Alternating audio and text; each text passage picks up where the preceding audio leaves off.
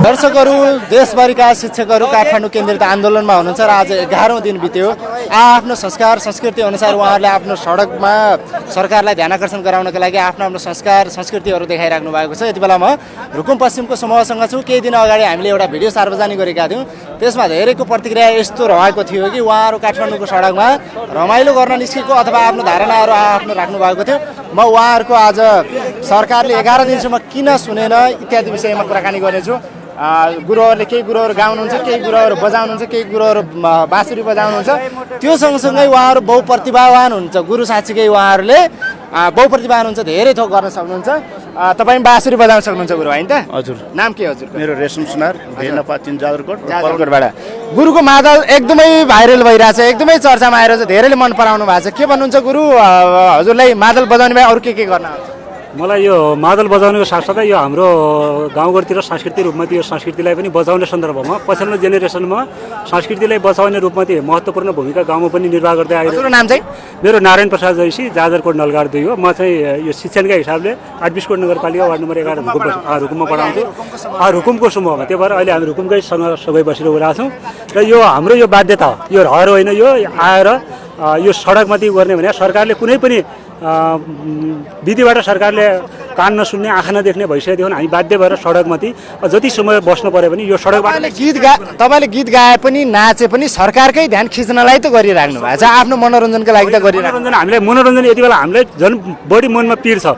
किनभने हाम्रा विद्यार्थीहरूको यति बेला अब विद्यार्थीहरूको नयाँ भर्ना गर्ने कार्यक्रमदेखि अब आगामी शैक्षिक वर्ष 2082 सालका कार्ययोजनाहरू बनाउने सन्दर्भमा पनि हामीलाई भित्र मनमा चाहिँ हाम्रो विद्यालयमा छ हाम्रो मन पनभरि र बाह्य रूपमा जे जसरी भएपछि पनि सडकमाथि शिक्षा ऐनको लागि, शिक्षा ऐन नितान्तै शिक्षाको लागि मात्रै नभएर यो शैक्षिक जगतलाई नै, शैक्षिक नीतिलाई नै राम्रो बनाउनको लागि, शिक्षा ऐनको लागि हामी सबै शिक्षकहरू सडकमाथि यसरी भौतारिँदै भइरहेको छौँ। यो सरकारले अब सुनोस् भन्ने हाम्रो कामना छ। गुरु हजुरको नाम चाहिँ? मेरो नाम प्रेमबहादुर विश्वकर्मा हो।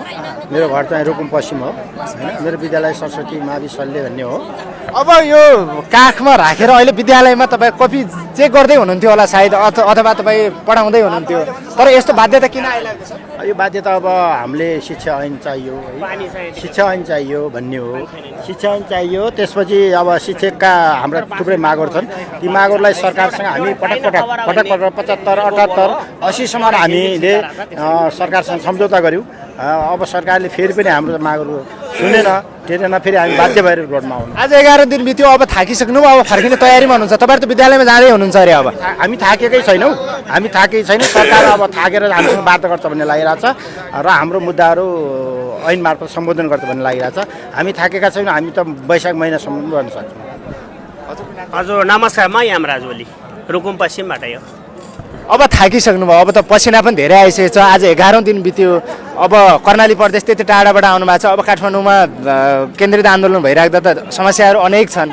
अब थाकिसक्नु भयो, तपाईँ फर्किन तयार? हामी थाकेका छैनौँ सर। बरु सरकारलाई जतिखेर सरकार थाक्छ त्यतिखेर हामी ऊर्जाका साथमा जान्छौँ। सरकारलाई थकाउने हो, हामी त झन्झन ऊर्जा थपिरहेको छ। साथीहरू पनि दिनदिनै थपिरहनु भएको छ। हामी थाक्दैनौँ हाम्रा माग पुरा नआउँदासम्म। विद्यालय बन्द गरेर हिँडिराख्नु भएको छ। यो त बाध्यता हो।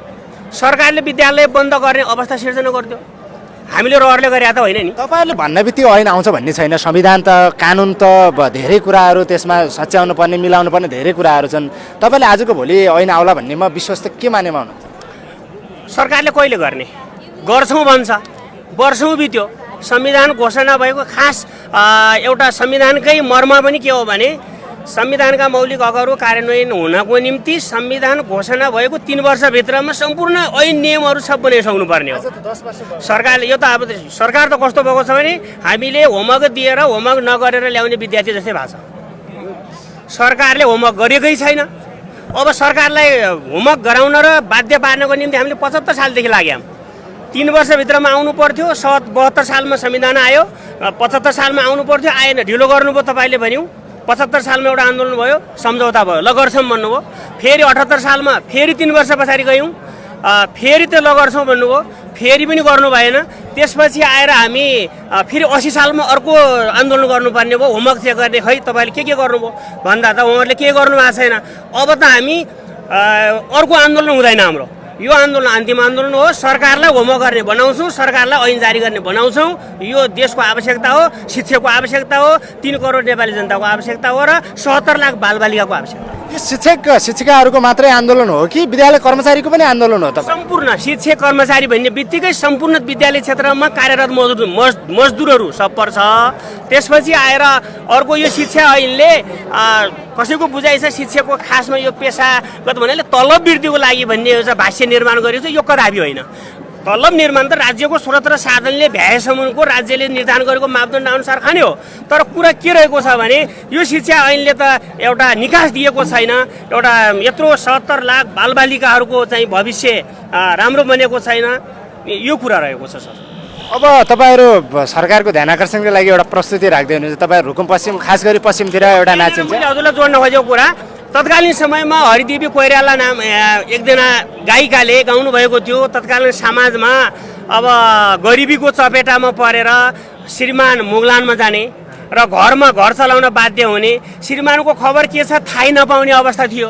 त्यस्तो अवस्थामा एउटा उहाँले पाइन खबर घर फर्की आउनुहोस् मेरो हजुर भनेर गीत गाउनु भएको थियो। हामी त्यही गीतलाई उहाँलाई सम्मान गर्दै त्यही गीतलाई के जोड्न गइरहेका छौँ, पाइन खबर अब त शिक्षा ऐन ल्याइदिए सरकार भन्ने भागामा एउटा गीत गाउने। ओके जाओस्, ल सुरु गरौँ त। देशको सरकार निन्द्रामा डुब्यो के, निन्द्रामा डुब्यो के दुलोमा के मुगलान पुग्यो के पाइन खबर अब त शिक्षा ऐनले सरकार निन्द्रामा डुब्यो के, निन्द्रामा डुब्यो के दुलोमा के मुगलान पुग्यो के पाइन खबर अब त शिक्षा ऐन ल्याइदिए सरकार, अब त शिक्षा ऐन ल्याइदिए सरकार। शिक्षक जति सडकमा करायौँ, सडकमा करायौँ भन्देऊ सरकार तिमी कहाँ हरायौ पाइन खबर अब त शिक्षा ऐन ल्याइदिए सरकार, सडकमा करायौँ, सडकमा करायौँ भन्देऊ सरकार तिमी कहाँ हरायौ पाइन खबर अब त शिक्षा ऐन ल्याइदिए सरकार।